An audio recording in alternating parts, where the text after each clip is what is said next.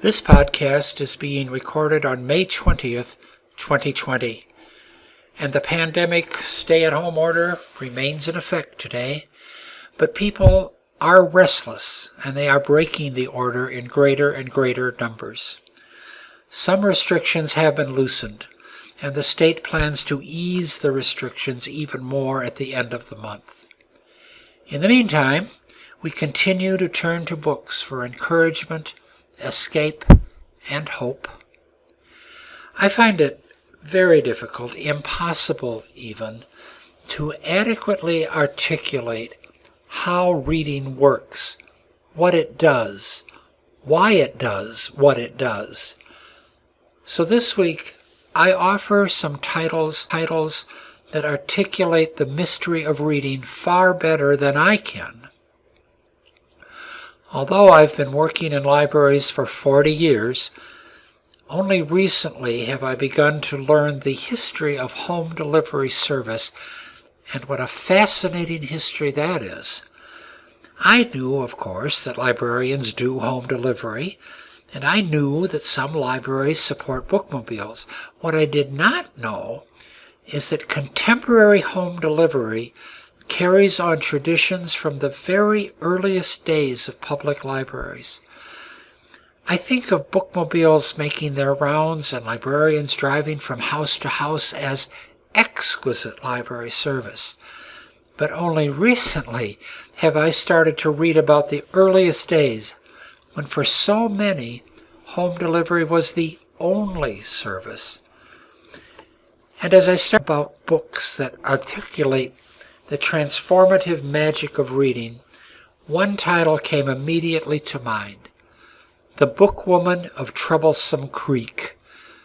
And oh yes, titles can be misleading, because this is not a Western, it is not a children's book, it is not a book about a creek that is troublesome. It is fiction, and it is based on fact. And it tells the story of Cussie May Carter, librarian. It was written by Kim Richardson. Cussie Mary Carter lived and worked in Kentucky mine country between 1935 and 1943, years of the Great Depression. She was a traveling librarian through Franklin Roosevelt's WPA program that delivered books to remote regions in the Appalachian Mountains. The project was called the Pack Horse Library Project, and pack horse librarians were known more commonly as bookwomen, or bookladies, or pack saddle librarians. The project employed some 200 people and served over 100,000 patrons in rural Kentucky. Cussie Carter was one of them.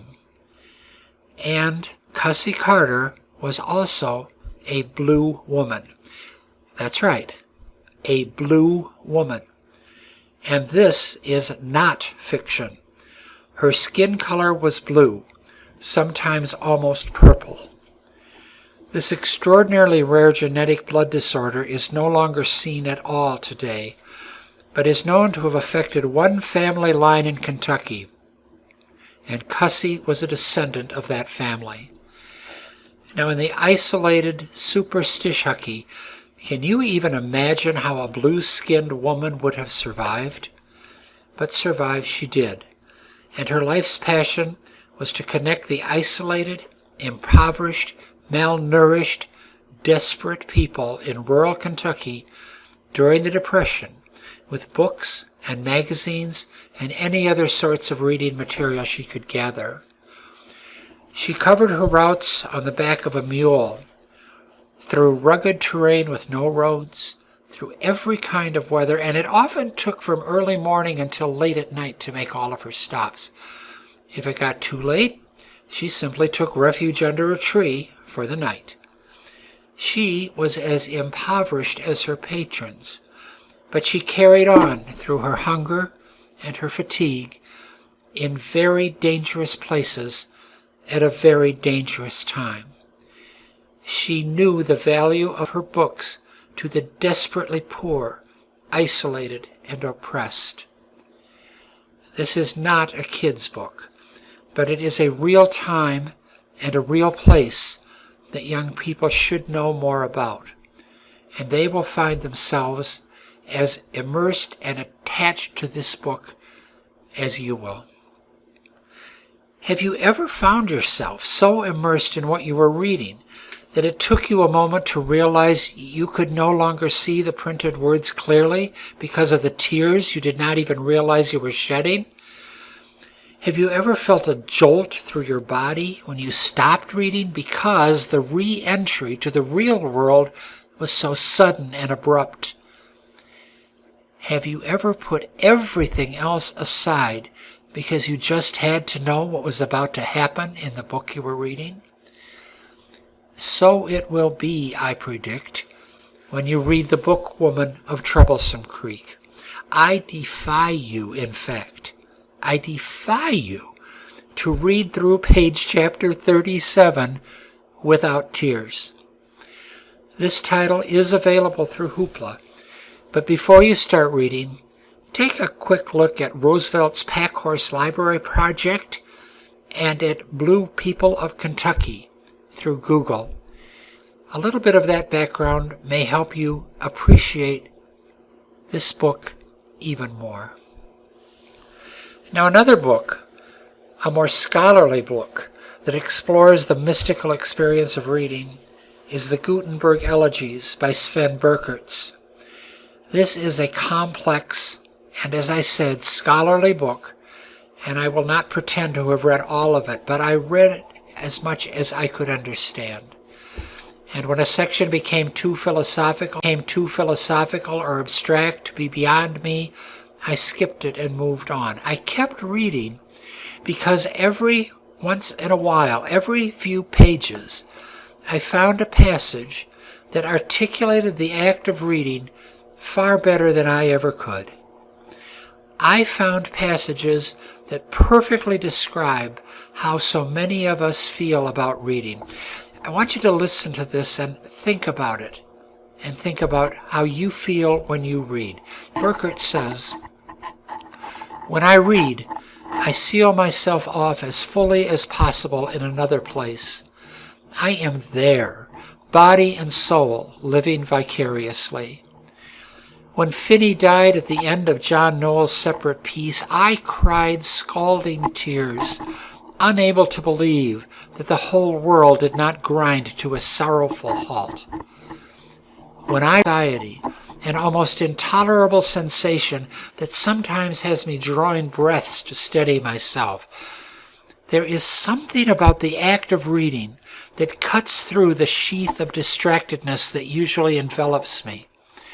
It is as if suddenly I can feel the pure flow of time behind the stationary letters. Vertigo is not a comfortable sensation, but I keep seeking it out through reading. Reading is like a drug. It is a private act that in some way seems a betrayal of the dominant order of things. It is an excitement slightly suspect at its core. When I enter a room and see a wall of books and piles of journals and papers on every surface, I see the signs of a mania I know all too well." Well, the Gutenberg Elegies is not available in either Hoopla or Overdrive, but the full text is available at no charge through Internet Archive.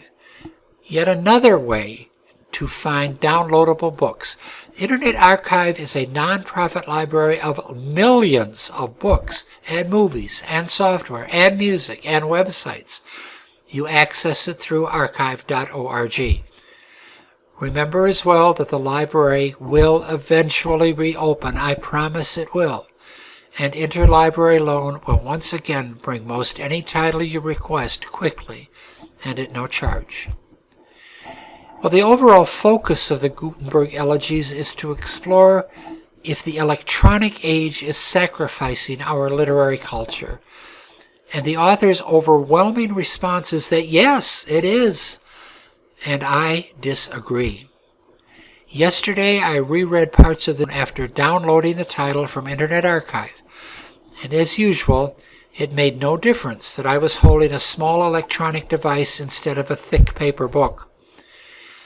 I do wonder how the author would feel about having his words digitized and preserved through the Internet Archive.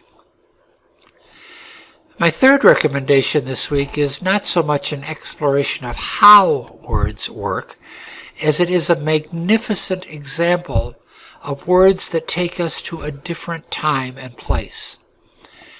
Frank Norris is a classic American author without the cachet of a Steinbeck or a Hemingway. And first published in 1901, his novel The Octopus begins in 1880 at a San Joaquin Valley ranch where a shootout between tenant farmers and a sheriff's posse left 7 dead. The dispute was over land rights, and the sheriff was acting in the service of the Southern Pacific Railroad. This tragedy marked the beginning of the end of the American frontier, and it was the inspiration for this epic novel, The Octopus, a story of wheat croppers struggling against the tightening grip of the railroad industry. We know that the railroads opened the American West and they changed everything. We also think of the railroads as the foundation of 19th century progress and wealth. But it was also a time of greed and corruption and desperation, and Norris presents that side of the story with what I believe is extraordinary literary skill. There is so much romance in novels and poetry about the lure of trains, the distant sound of their whistles, the plume of steam on the horizon, the mist they've been and where they're going. But Norris paints quite a different picture, a frightening image. Listen to how he describes the coming of train tracks and trains to California. Faint and prolonged across the levels of the ranch, he heard the engine whistling for Bonneville. Again and again, at rapid intervals in its flying course, it whistled for road crossings, for sharp curves, for trestles. Ominous notes, hoarse, bellowing, ringing with the accents of menace and defiance. And abruptly he saw again in his imagination the galloping monster, the terror of steel and steam, with its single eye, cyclopean, red, shooting from horizon to horizon, but saw it now as the symbol of a vast power, huge, terrible, flinging the echo of its thunder over all the reaches of the valley, leaving blood and destruction in its path. The Leviathan, with tentacles of steel clutching into the soil, the soulless force, the Colossus, the Octopus. Wow. That's one of those passages that you read, and then you stop and read it again, and then you read it again, and you never forget it. This novel is long, and it is detailed, and it is magnificent. But perhaps it's not for you. Sometimes we do need to know when to close one book and move on to another. But do you sometimes feel guilty about not finishing a book? And especially if you're reading a book recommended by somebody else, a bestseller maybe, or something you heard about in a podcast but it just isn't working? Well, that happens all the time. And there are millions of books from which to choose. So if you choose the wrong one, put it down and start another. And here is the rule of 50. How many pages should you give a book before you give up on it? The rule of 50 is based on the shortness of time and the immensity of the world of books. If you're 50 years of age or younger, give a book 50 pages before you decide to commit to reading it or to giving it up. If you're over 50, which by the way is when time gets shorter, subtract your age from 100. The result is the number of pages you should read before making your decision to stay with it or move on to something else. Well, of course, there's really no magic formula, but you will never, never, never, ever run out of books.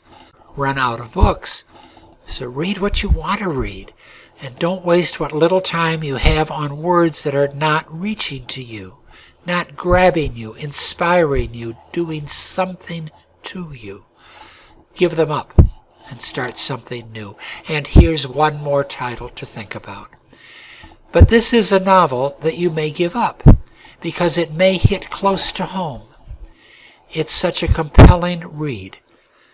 The book is called Life as We Knew It by Susan Pfeffer. Life as we knew it, a phrase that you will hear many times over the coming months and years. What happens in this novel is catastrophic. An asteroid knocks the moon closer to Earth, and in one split second, everything changes. How does a family prepare for the future when worldwide tsunamis are wiping out the coasts and volcanic ash is blocking the sun? The story is told in a series of journal entries and chronicles a family's struggle to hold on to the most important resource they have, hope, in an increasingly desperate and unfamiliar world. This is the first book in a series of 3, and it is a survival novel. It celebrates the fortitude and resourcefulness of human beings during critical times. It is classified as a young adult book, but it is an adult book every much as it is a young adult book. Its themes are uncannily current, and perhaps too much so. Life as We Knew It is available from Hoopla, as are the second and third books in the series. That's it for this week. Please stay safe. Thanks for listening.